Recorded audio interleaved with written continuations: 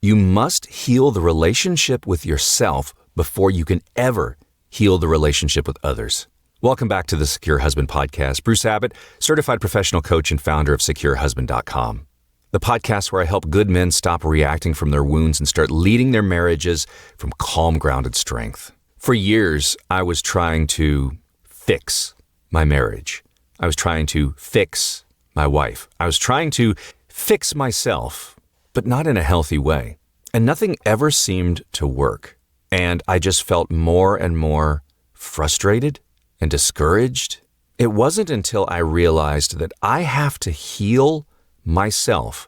I have to heal the relationship with myself before I could ever heal the relationship with my wife. And if you've been pouring everything you can into your marriage, trying to fix that disconnection, trying to do the right things, and nothing has changed, you're not seeing any shift, and you're getting frustrated, and you're thinking, why do I have to work on me again? What about her? Why can't she just meet me halfway? We have to go back to the first principle in the Secure Husband podcast that you cannot fix your wife. You are the only person you can control. You are the only person you can lead.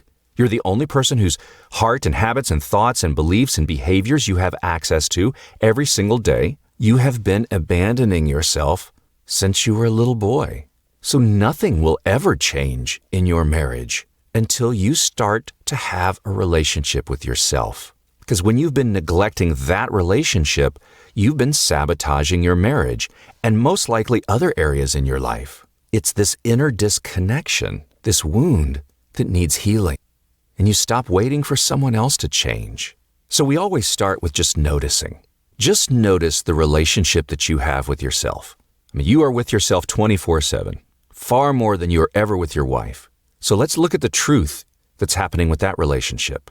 Is that relationship you have with yourself filled with self-criticism, self-abandonment, numbing, suppressing your needs, ignoring emotions, a pressure to perform, and shame when you don't measure up? See, that's not a relationship with yourself. You're not speaking to yourself with love. You're managing yourself, almost like a tyrant boss. You start treating your feelings like inconveniences and your needs like weaknesses. Your emotions feel more like threats. Your body is this disconnected machine. You start to believe that your thoughts are almost like your enemy. And when you don't feel safe with you, guess where you're going to try to get all of your worth and your validation and your love from? From her. That's not love. We call that outsourcing. You're outsourcing your validation. You're outsourcing your emotions. It turns your marriage into a survival strategy instead of a loving connection, and it makes your wife responsible for soothing what you've abandoned. And the end result is pressure where there should be peace. So when you're trying to do all of these things to fix your marriage, the true beginning of healing is where a lot of men don't look, inside. So you notice that. Notice what your inner relationship is like. And I know this is not always easy, but think about this. How do you speak to yourself when you make a mistake? For me, I was always so hard on myself. I'd say, oh, Bruce, that was so stupid. Dumbass, come on. That's not loving. How do you respond to your own sadness? What about your thoughts? Do you criticize them or do you listen to them? When you feel anxious, do you slow down and lean into them, breathe through them with courage? Or do you try to override them or numb them out with addictions? And I know from personal experience, when you're in this situation, it feels lonely. And when you feel lonely, do you give yourself compassion or do you go looking for someone else to make that loneliness stop? So you treat yourself by shaming and blaming and guilting yourself and others, but it doesn't work. And that's why it hasn't worked in your marriage. See, if you can't sit with your own pain and work through it and lead, you don't know how to comfort your own fear, and you don't give yourself any loving care or presence. That's the self-abandonment. And then you'll show up in marriage reacting and needing and people-pleasing and blaming or manipulating, numbing out. You're not leading yourself. Again, that's self-abandoning, but you're calling it strength. And once you notice this, then you can choose to begin showing up for yourself. No matter what you're feeling, you stop running from sadness. You stop running from fear.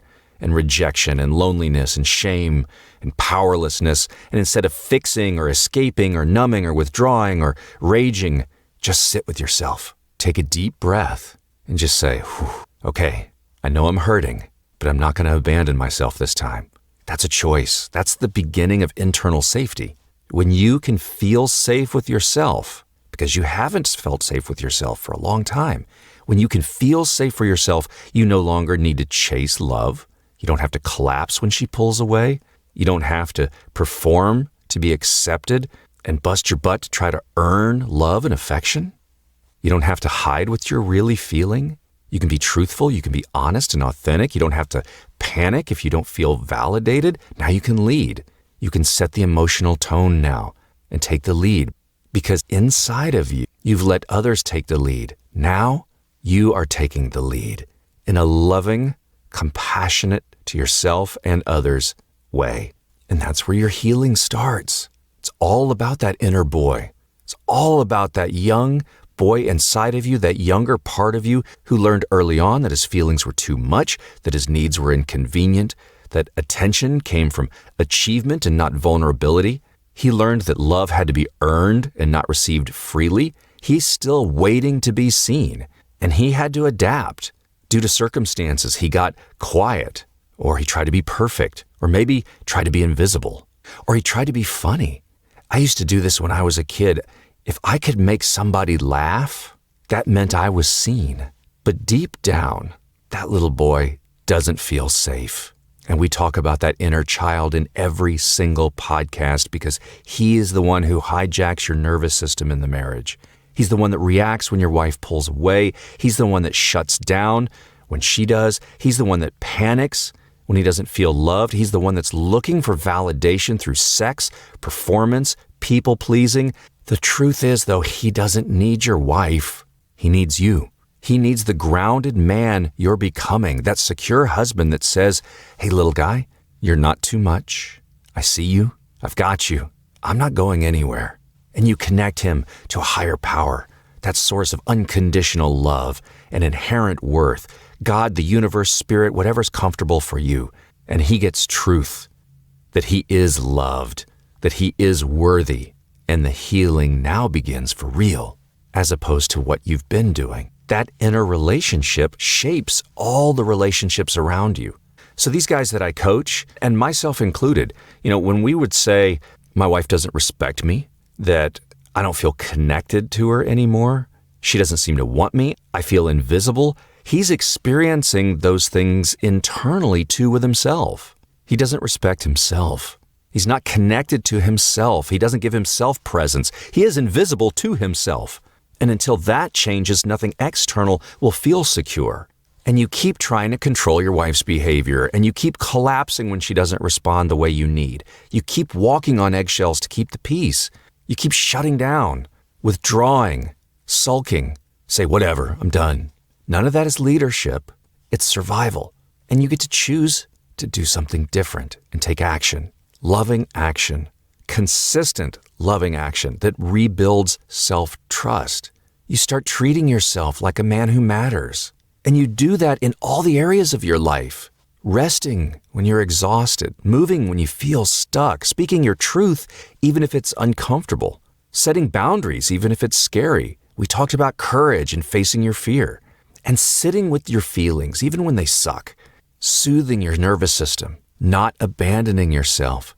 Another area where we abandon ourselves is not keeping our word with ourselves. We focus so much on keeping our word with our wife or with our kids, but what about with ourselves? See, when you trust yourself, you keep your word with yourself, and you stop reacting from panic. You stop abandoning yourself to keep the peace and people-pleasing to be chosen, collapsing when love isn't returned immediately, because now you trust yourself. And when you trust yourself, you're clear and you're consistent and you're calm. You can soothe. And when you can do that, attraction returns. You become magnetic and you're no longer desperate for external connection because you've reconnected to yourself. Because these struggles in your marriage, that's really what this is about. That disconnection with yourself. It's not about feeling better. It's about becoming the secure husband. It's about becoming the kind of man that doesn't fear disconnection because he knows how to stay grounded and connected with himself. He doesn't people please. He doesn't overgive because he's already enough. And chase, he doesn't chase. He leads. He doesn't collapse because he's steady. He can soothe his nervous system. And he stops trying to control because he trusts himself. And he creates connection. And he models peace. He leads from truth. And if his wife doesn't respond, he doesn't fall apart because he's already connected to himself. That's the foundation of every healthy marriage, is to have that deep internal connection with yourself based on love and compassion. Because if you're not at peace with yourself, if you're at war with yourself, you cannot have a secure marriage. You will always ignore your needs. You will always avoid your own emotions and shame your inner voice, and you will find yourself chasing her to feel whole. You have to heal the relationship you have with you and that inner boy inside of you. Only then will you feel safe in your own presence, and then your wife can begin to feel safe in it too. You don't need to be perfect. You just need to show up for you first with love and compassion. I hope this podcast was helpful for you. If so, hey, give me a review, hit that subscribe button for more Secure Husband episodes. Share this episode with someone who you think may need to hear this. Visit securehusband.com for more resources and book one-on-one coaching with me.